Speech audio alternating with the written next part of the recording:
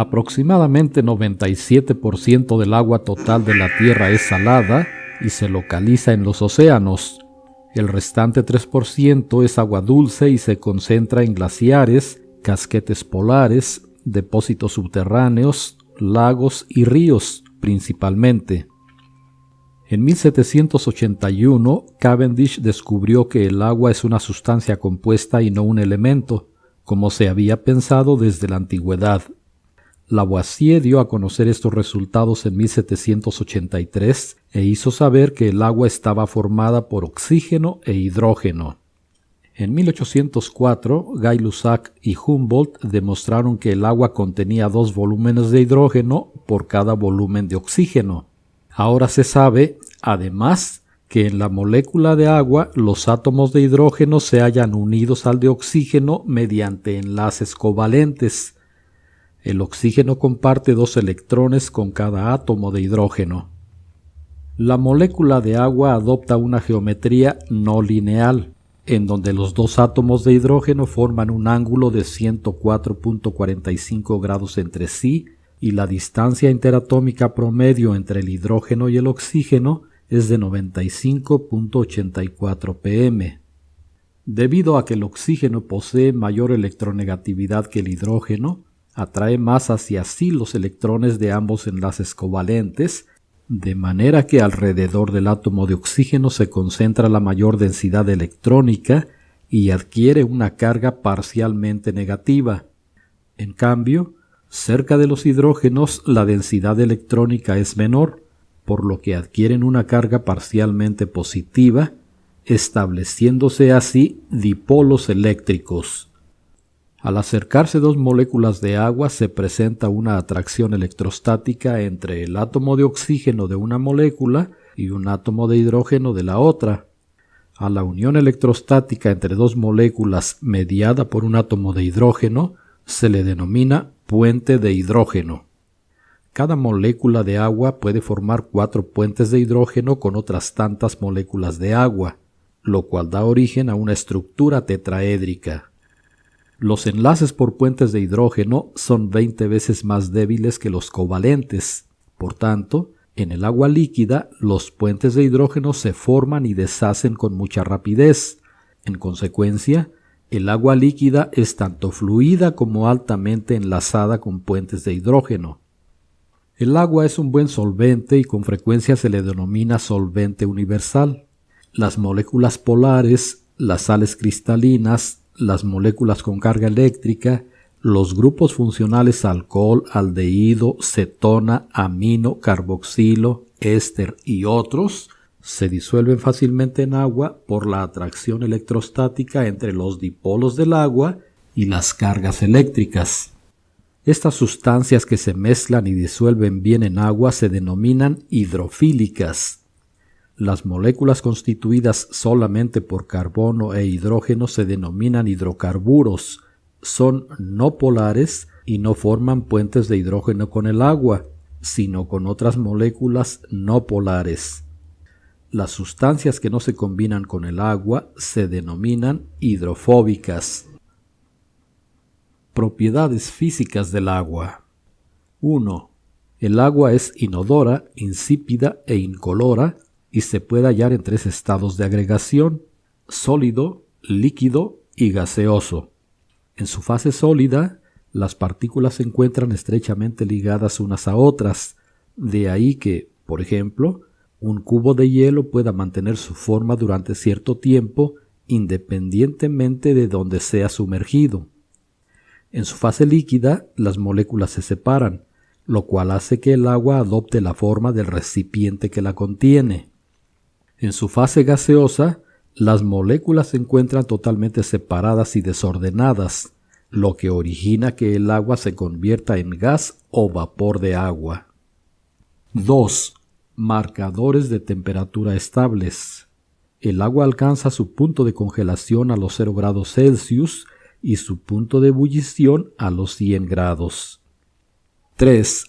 Alto índice específico de calor. El calor específico del agua es de 1 caloría por gramo en grados Celsius, lo que significa que necesita una caloría para elevar en 1 grado Celsius la temperatura de 1 gramo de agua. Este valor indica que elevar la temperatura del agua en 1 grado Celsius es difícil, pero también enfriarla, por lo que se le considera un excelente termorregulador. 4. Elevada fuerza de cohesión entre sus moléculas. Esto explica que el agua sea un líquido incompresible, que tenga una alta tensión superficial y que se produzca el fenómeno de capilaridad. A. El agua es prácticamente incompresible, es decir, la cantidad de volumen y la cantidad de masa permanecen virtualmente iguales aún bajo presión. B. La tensión superficial es el efecto físico que forma una especie de membrana elástica resistente en la capa superficial del agua que se encuentra en reposo. Las moléculas internas de un líquido experimentan la atracción de las moléculas vecinas en todas las direcciones posibles, mientras que las moléculas superficiales son atraídas solo por las moléculas que se encuentran bajo ellas o a su lado. Esta fuerza neta en las moléculas superficiales hace que la capa de la superficie se comprima levemente, tensionándola y haciéndola muy resistente, lo que permite que algunos objetos o insectos floten sobre la superficie. C. Respecto de la capilaridad, cuando un capilar se introduce en un recipiente con agua, ésta asciende por la luz del capilar, pues la fuerza adhesiva entre las moléculas del vidrio y el agua es más fuerte que la fuerza cohesiva entre las moléculas del agua en el recipiente. La capilaridad explica en parte cómo el agua sube a una planta a través de sus raíces. 5. Densidad. La densidad es el peso contenido en un volumen, es decir, densidad es igual a masa sobre volumen y se expresa en gramos sobre litro. La densidad del agua es de 1000 gramos sobre litro. Aumenta a medida que disminuye la temperatura y alcanza su densidad máxima a los 4 grados Celsius. 6. Elevado calor de vaporización. Para que el agua pase de líquido a gas es necesario romper todos los enlaces de hidrógeno. 7. Mayor densidad en estado líquido que en estado sólido. En estado sólido, las moléculas de agua se encuentran fuertemente unidas entre sí y adoptan las formas hexagonales características de los cristales de hielo.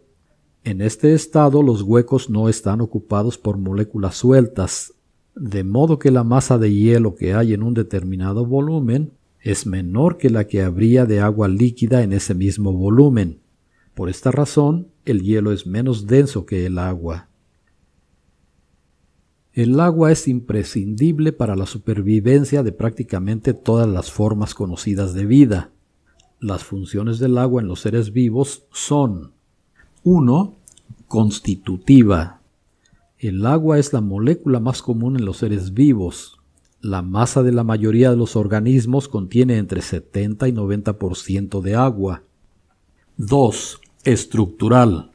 La elevada cohesión de las moléculas permite al agua dar volumen a las células, turgencia a las plantas e incluso actuar como esqueleto hidrostático en algunos animales invertebrados.